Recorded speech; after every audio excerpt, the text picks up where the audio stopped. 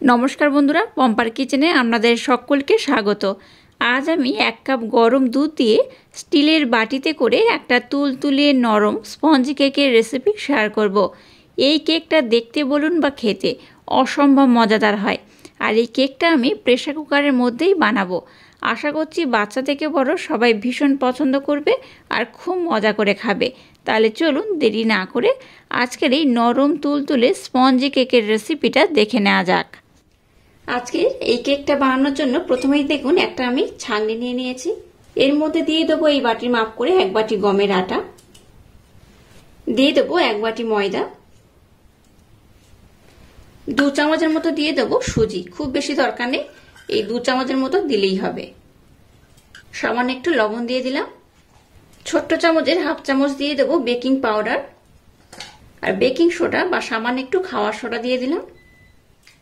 আর যে বাটি মাপ করে সমস্ত উপকরণ নিয়েছি সেই বাটি মাপ করে 1 বাটির সামান্য একটু কম দিয়ে দেবো ব্লেন্ড করে রাখা চিনি। এবার এই সমস্ত উপকরণ একসাথে আমি খুব ভালোভাবে চেলে নেব। এইভাবে চেলে নিলে কেকের ব্যাটারটা খুব স্মুথ হয়, কেকটাও খুব স্পঞ্জি হয়। সমস্ত উপকরণ খুব সুন্দর করে আমি আরেকবার মিক্সড করে নেব। সমস্ত শুকনো উপকরণ দেখুন খুব সুন্দর করে আমি মিক্সড করে নিয়েছি। এবার এখানে দিয়ে দেবো গরম লিকুইড দুধ। দুধটা একেবারে খুব বেশি দেব না, অল্প অল্প করে দেব আর খুব সুন্দর করে মিক্সড করে নেব। যে বাটির মাপ করে আমি এখানে সমস্ত উপকরণ ব্যবহার করেছি সেই বাটির মাপ করে এখানে আমি 2 বাটি গরম দুধ দিয়ে দিচ্ছি। আপনাদের হাতের কাছে যদি লিকুইড দুধ না থাকে, লিকুইড দুধের পরিবর্তে আপনারা এখানে মিল্ক পাউডার বা গুঁড়ো দুধ ব্যবহার করতে পারেন। আর যদি গুঁড়ো দুধ ব্যবহার করেন তাহলে কিন্তু এখানে জল দিয়ে ব্যাটারটা বানালে হবে। তো আমি যেহেতু মিল্ক পাউডার মানে গুঁড়ো দুধ ব্যবহার করিনি, তাই এখানে আমি লিকুইড দুধ অ্যাড করলাম। এখানে দেখুন 2 বাটি আমি গরম দুধ দিয়ে দিয়েছি। আর দেখতেই পাচ্ছেন ব্যাটার ঘনত্ব কেমন হয়েছে, ঘনত্বটা এইরকমই হয়েছে। তবে এটাকে আমি 5 মিনিটের জন্য রেস্টে রেখে দেবো। যেহেতু এখানে অল্প একটু আমি সুজি ব্যবহার করেছি, সুজিটা কিন্তু একটু ফুলে যাবে, দুধটাকেও অ্যাবজর্ব করবে, তাই এটাকে আমি 5 মিনিটের জন্য রেস্টে রাখবো। খুব বেশি সময় দিয়ে রেস্টে রাখার দরকার নেই, 5 মিনিট সময় দিয়ে রেস্টে রাখলেই হবে। 5 মিনিট পর আমি আবার ফিরে আসছি। আর এখানে কিন্তু আমি আরো একটা উপকরণ অ্যাড করব, সেটা আমি 5 মিনিট পরই ব্যবহার করব আর আপনাদের সাথে শেয়ার করব। 5 মিনিট পর আমি আবার ফিরে এলাম। ব্যাটারটার ঘনত্ব দেখুন আগে থেকে আর একটু ঘন হয়ে গেছে। তো ঘনত্বটা কিন্তু এইরকমই হবে। আর এখানে খুব বেশি আর দুধ অ্যাড আমি করব না।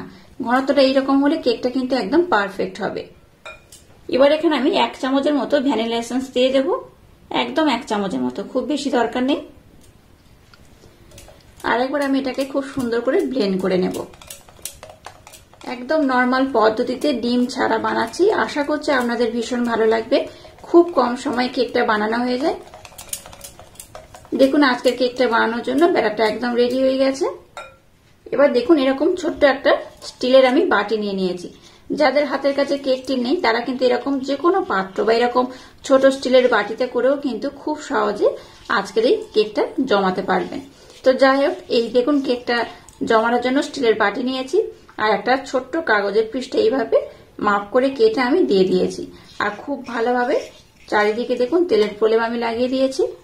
এবার এই ব্যাটারটা এই বাটির মধ্যে আমি দিয়ে দেব।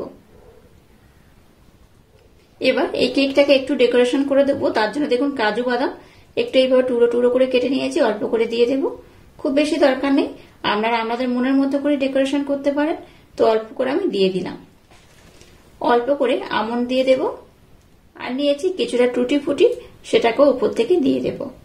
এইভাবে দিলে কি হবে, বাচ্চা থেকে বড় সবাই কিন্তু ভীষণ আকৃষ্ট হবে, দেখতেও সুন্দর লাগবে, খেতেও বেশ ভালো লাগবে। এবার দেখুন একটা রকম সাদা পৃষ্ঠা নিয়েছি, পৃষ্ঠাটাকে এইভাবে একটু মুড়ে নেব ভাঁজ করে। এবার দেখুন একটা প্রেসার কুকার নিয়েছি আর এই কাগজটা প্রেসার কুকারের মধ্যে আমি দিয়ে দেব। আচ্ছা, প্রেসার কুকারটাকে আমি কিন্তু একটু গরম করে নিয়েছি। প্রেসার কুকারটা একটু গরম করে তবেই কিন্তু ব্যবহার করবেন। এবার দেখুন আমি নিয়ে নিয়েছি এই যে ব্যাটারটা বানিয়েছি সেই ব্যাটারটা। যেহেতু প্রেসার কুকারটা গরম রয়েছে, একটু সাবধান আস্তে আস্তে এই ব্যাটারটাকে এর মধ্যে বসিয়ে দিতে হয়। এবার কি করব, এটাকে ঢাকনা দিয়ে দেব।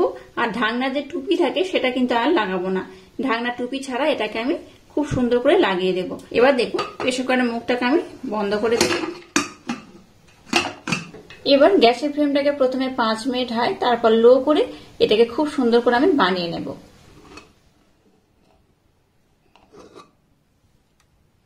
দেখুন স্টিলের বাটিতে করে যে কেকটাকে আমি জমিয়েছি কত সুন্দর হয়েছে, দেখুন কালারটা দেখুন কত সুন্দর হয়েছে।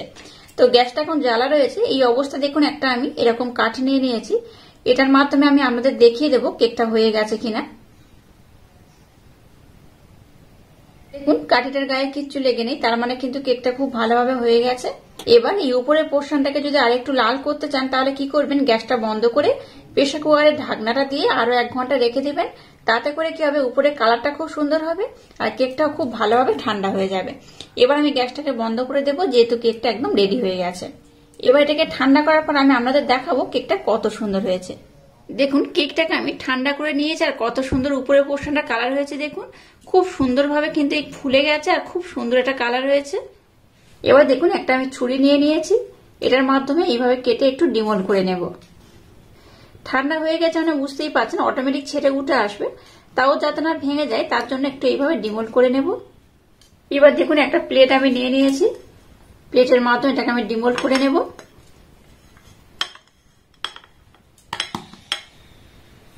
দেখুন কেকটা কতটা অপূর্ব, কতটা সুন্দর হয়েছে আর কতটা স্পঞ্জি হয়েছে। এই দেখুন আর ধারের পোর্শনটা দেখুন কত সুন্দর হয়েছে, খুব সুন্দরভাবে হয়ে গেছে আর কতটা স্পঞ্জি হয়েছে দেখে বুঝতেই পারছেন। এই দেখুন এইরকম স্পঞ্জি হয়েছে। এটাকে কেটে আমি আপনাদের দেখাচ্ছি এটা কত সুন্দর হয়েছে। এবার দেখুন একটা ছুরি নিয়েছি, এটার মাধ্যমে কেটে আমি আপনাদের দেখাচ্ছি এটা কত সুন্দর হয়েছে। দেখুন কতটা সুন্দর হয়েছে, এই দেখুন কতটা স্পঞ্জি হয়েছে দেখে বুঝতেই পারছেন। এইভাবে একবার হলেও ট্রাই করবেন, আশা করছি আপনাদের ভীষণ ভালো লাগবে। আর আজকের এই ইউনিক স্টাইলে কেকের রেসিপিটা যদি আপনাদের ভালো লাগে তাহলে চ্যানেলটাকে লাইক, শেয়ার, কমেন্ট এবং সাবস্ক্রাইব করবেন আর পাশে থাকা বেল আইকনটা প্রেস করে দেবেন। তাহলে টাটা, আবার দেখা হচ্ছে নতুন কোনো রেসিপি নিয়ে।